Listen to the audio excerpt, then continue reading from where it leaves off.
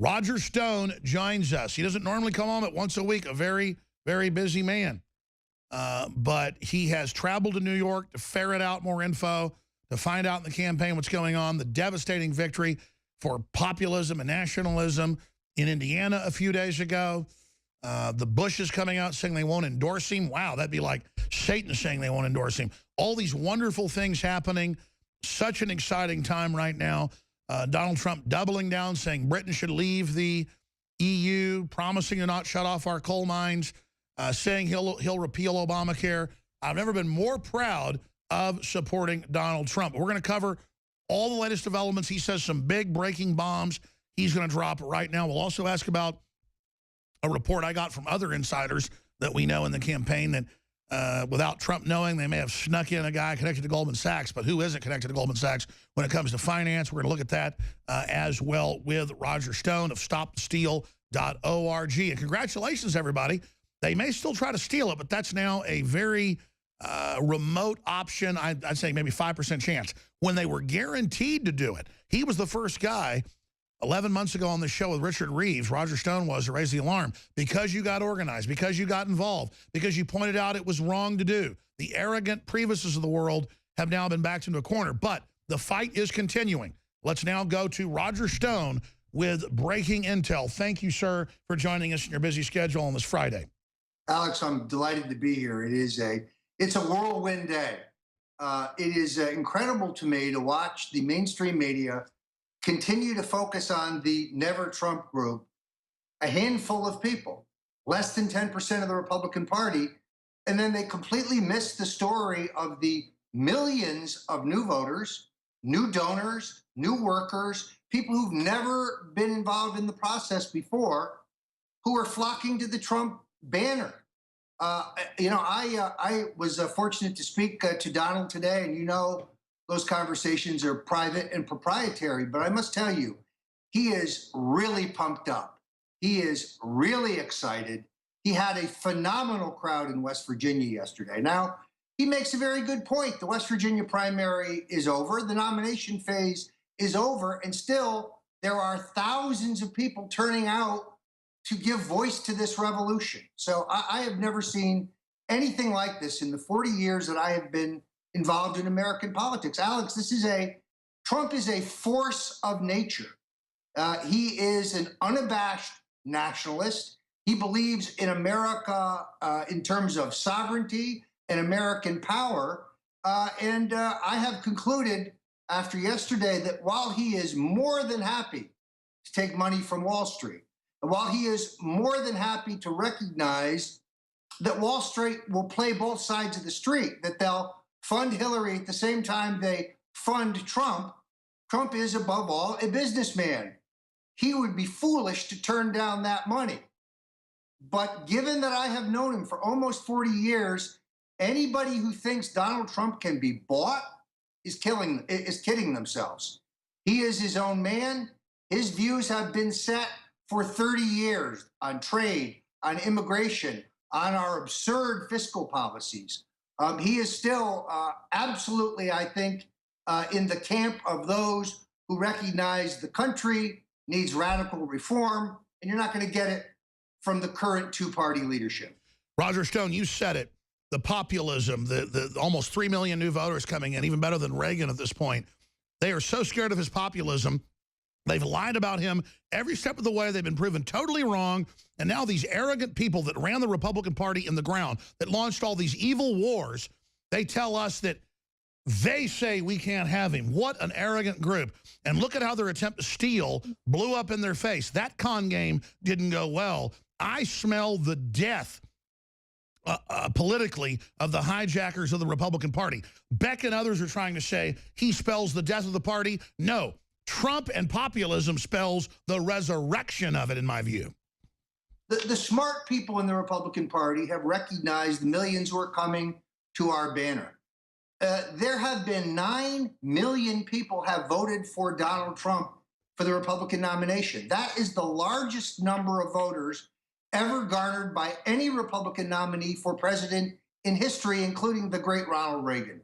This is a groundswell, and I think it is interesting that that Speaker Ryan allows today, that he may not support Trump, the manifestation of that, which I can report directly, is, Alex, there's an insurrection today in the House among the backbenchers who want to support Trump. We're trying to figure out what's wrong with their leader.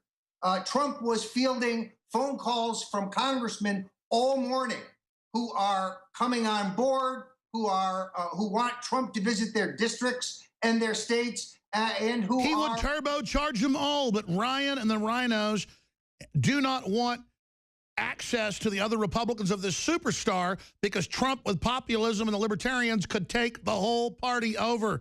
Oh, what a dream. Yeah, I mean, one major plus today, as you know, George Bush 43 and George Bush 41 announcing that they will not support Trump. This I view as a major plus. Those are two failed presidencies. George W. Bush crashed our economy and wasted money and blood on a pointless war in which America's These are two New World Order minions. Let me ask you this then. What are the threats that listeners should be aware of? What should we do to continue moving this forward? What do you expect Hillary to do? You know, what's the next hurdles to get over here? Well, let's talk about the convention, because I have, as I'm sure you have, Alex, been contacted by many patriots who are saying, are you sure we should stand down? Are you sure we aren't going to be subject to some sneak attack by Ted Cruz and his Bush family patrons, Mitt Romney, Paul Ryan, Paul Singer, and the rest of the answer is, let me guess, do not stand down, because the sneak attack will be Soros people trying to dominate and control. We need to totally overwhelm them with patriot numbers as a show of support. Is that a good statement? That is exactly right. And I spoke to the organizers of what was the Stop the Steal rally, which is now going to become a unity and victory rally. And Alex, they're very, very excited about your speaking there in Cleveland. There's no evidence that the groundswell of people coming to Cleveland has been abated. Oh, no. This is where we're going to face the goblins of Soros more than ever, folks. Now that he has clearly dominated ahead of time, your numbers need to be bigger in my gut level analysis now more than ever. It's certainly possible. And I think it's important for patriots to show up and to turn out. Let's take nothing for granted. Now, I do think, based on meetings I was in today, that the key committees of the convention, rules, credentials, platform, are going to fall into the hands of the Trump operation. I think it gets harder and harder to pull some backroom steal. The platform now becomes more important because we want that to be a nationalist document that reflects the views of Donald Trump, not a neocon document that represents the failed policies of the Bushes. Beautiful. What about VP? So many folks are saying get the governor, the former governor of Oklahoma, who's a woman. I'm not for gimmicks, but she's a great lady. Wouldn't that be a good coup against Hillary's female vote claim? Well, one thing that President Richard Nixon once told me was, when looking for a running mate, don't try to find somebody who can help you. You'd be lucky to find somebody who doesn't hurt you. That is, of course, ironic in view of the fact that both of the running mates that he chose, Spiro Agnew and Henry Cabot Lodge, turned out to be disasters that hurt him in the 68 and the 1960 campaigns. I think you can get too clever here. The good news is that Donald Trump, without the prospect of a contested convention, has much, much broader latitude in who he chooses. He doesn't have to go check the boxes, pick a woman, pick a Hispanic, pick a career politician. And therefore, I got the impression, and he holds this very close to his vest, that he is going to look at a broad cross-section of people that perhaps we haven't considered yet. Now, you do have to be cognizant of the need for vetting. The only advantage of taking somebody who has run for president in the most recent cycle, a John Kasich, a Marco Rubio, is that they're fully vetted. I really don't get the impression that that is where he's headed. So when you say, because boy, I'm salivating here for the exclusiveness of this, When you say he's looking into a section no one ever looked into, is that military? Is that industry? I mean, please tell us what that section is. Well, I think it could be military because when he said, I want somebody from the political system, I think what he actually meant was I need somebody who knows how the government runs. That didn't necessarily mean an elected politician. So it could be for somebody from the military. I think that Trump is very, very shrewd. He understands that two business people on a ticket with no government experience is probably not the best prescription for government. And he wants somebody who can navigate the walls of government to implement his program over the objections. Sure. Isn't Chris Christie geographically too close, though? I don't. I think Chris Christie would be the wrong choice for a couple of reasons. First of all, the George Washington Bridge scandal is probably not over. The people charged in that scandal are going to go to trial shortly. There's also a very significant civil trial, and it remains to be seen until those two trials are over what Chris Christie's vulnerabilities may or may not be. Geographically, it doesn't make sense. I think it would send the wrong signal. I think Trump is thinking much broader than that. Now, we could all be surprised. Only he is going to make this choice. He's not a man who tips his hand in advance, but I think he's looking at a broad cross-section of people, not necessarily elected politicians. Well, if I had to give Trump advice, I would tell him go into areas where the social justice warriors are attacking, that continues to discredit them, and to go where folks are waving foreign flags and screaming, you know, kill Donald Trump. I mean, undoubtedly, our footage and other people's footage of that, I think, pushed him way over the edge. To have the communist Chinese and the Pope and all these foreigners just screaming and yelling and telling us what to do, and our own president telling the UK, you've got to stay in the EU. I mean, people are sick of our countries being run by outside interest. Well, I also have to tell you that a major concern for the overall Trump campaign is, of course, that Hillary has a well-oiled financial machine. She is drowning in Soros money and other illicit, and in some cases, illegal money. And Trump has run a completely grassroots campaign that, as you know, he's largely funded out of his own wallet. So they must very quickly ramp up a financing operation. Now, there's even more news about this group, the Great America PAC.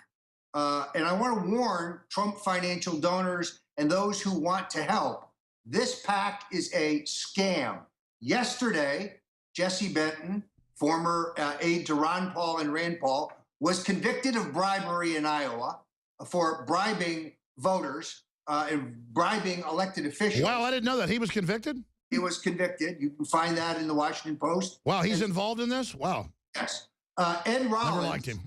Ed Rollins, who recently signed on, your viewers may not know this, but his daytime job is working for Teneo. Teneo is the Bill and Hillary connected lobbying firm run by Doug Band, who is, essentially Bill Clinton's bag man. So the chairwoman of this organization, the Great America PAC, Amy Kramer, resigned today over what she said were financial shenanigans and the fact that okay, well, I know you've been criticizing it for weeks, and Trump's people have, so that looks to be sinking now. I know Trump doesn't do real PACs. He needs some to protect himself. You've done one to promote free speech, not really a PAC. But so where do people support Trump? Just buy the ball caps, or? Well, look, it remains to be seen. This morning, he gave an interview in which he basically conceded super PACs are a necessary evil, and that he has a lot of people out there that want to support him, and that he really can't tell them what to do. To me, that means that individual citizens need to move forward and act. So it's simple. If you like sovereignty, if you like lower taxes, if you like getting off the coal mines back, if you like cheaper energy, if you want to put America first, or at least on an equal playing field, support Trump. And he says, I'm going to do whatever I'm going to do. As long as he doesn't go back on his pledges, I don't see that as an issue. Rock solid, Alex, rock solid. Donald Trump is not going to abandon Trumpism. Anybody on Wall Street who thinks that Trump can be bought or bullied. No, that's why they're so scared of him. I get it. They're more scared than ever. So let me ask you this then. What about the story? I called you yesterday. You were going to New York. You didn't know yet, but I have my sources, and I looked it up. The guy's connected to Goldman Sachs, the Koch brothers, George Soros. I mean, I know when you get in politics, they're all connected to it. than Trump's never has been. That's why he's such an outsider. But what about this new finance head? You weren't sure at the time. An hour later, it turned out that was his new finance head. Exclusive Soros insiders attempt to take over Trump campaign. Do you know anything about this? Well, I learned about it as you did. But as I say, now that I have been over to Trump Tower and had a number of conversations, I'm entirely comfortable. Trump is using them. They're not using him. Trump is going to take the Wall Street money. But if the boys on Wall Street think they're buying anything, they don't understand Donald Trump. He is not a guy you can buy. So hedge fund managers are going to pay a higher tax rate, Alex. He's not going to give up his opposition to these. Yeah, that's why he's so mad at him. Well, because they've already had it basically tax exempt with this Irish shuffle or whatever that stuff is where they go offshore. I mean, that is fair. They pay taxes if they, I mean, yeah. Well, and the treatment of carried interest for the hedge fund donors. These guys gave Jeb Bush $100 million to stop Trump, and they failed. And in the end, Jeb Bush ended up emulating Donald Trump's position on how hedge fund managers should be taxed. That is great irony. I've never seen them not give to both sides. I mean, and now if they get forced to go give to Trump, that is going to be sick. No, the great part is they think they're conning him. He's conning them. Donald Trump can't be conned. He's too smart for that. So you've talked to him, and he said, yeah, I've got some of the best managers. I'm going to open the floodgates up. But he's not going to even look at the donations then. They're just going to pour in. He's going to use them.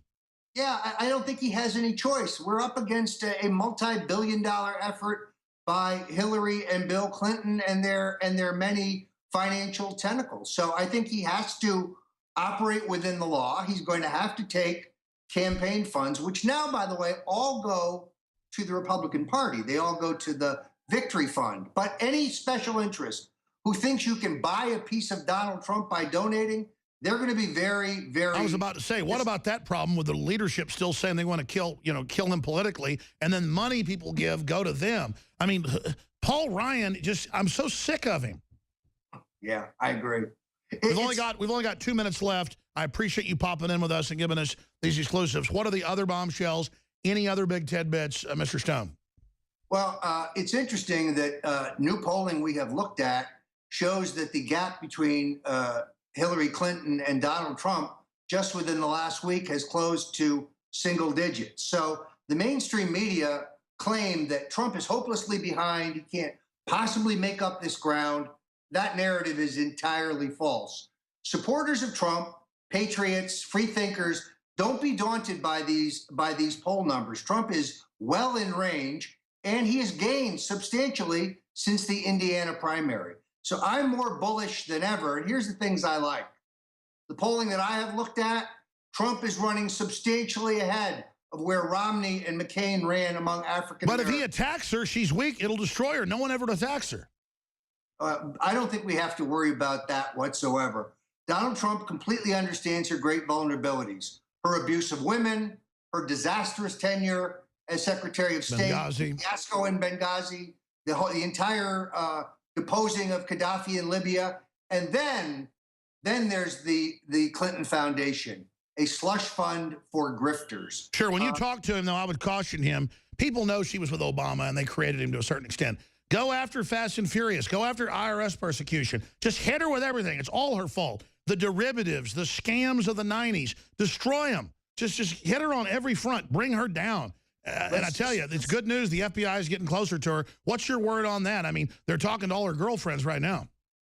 Yeah, I mean, the real question here is, do Huma Abedin and Cheryl Mills take the fall? Now, if you listen to Hillary's operation, they'll tell you she's not even under investigation, that we must be delusional.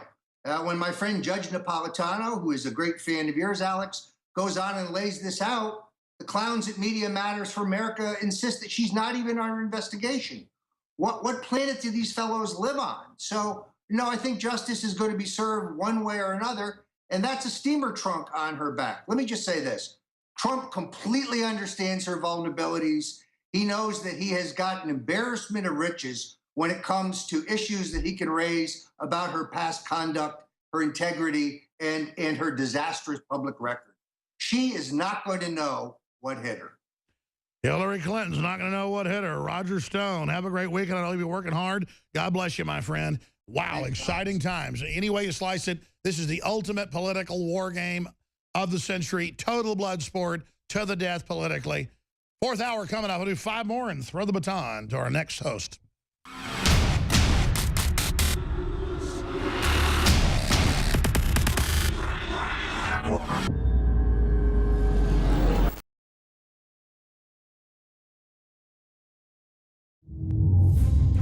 The reason I'm here today is to encourage the U.S. Congress to take action to protect our country from its most imminent threat. Electricity would cease, the internet would go down, and the banking system. The smokescreen of national security used by government at every level. A strong America is the only thing standing in the way. Country only needs a little chaos. We have a fog that has descended on our entire nation. Hello, Mr. President. Now is the time. The average American family only has 3 days of food. We need to talk face to face. This is important. Sir, what's the mission? Disarm the population and restore order. Do you have any weapons inside your home or on your person? You had to give the president power to arrest any American by simply accusing them of terrorism. The vanity of nationalism will quickly fade. These are but the birth pangs of a new world order. I'm just so afraid of the world that you're gonna have to grow up in. This is a time, man, woman, young or old, when folks run and hide, or they pull up their bootstraps and they fight. When you sell your soul, it's a one-time thing. There's no going back.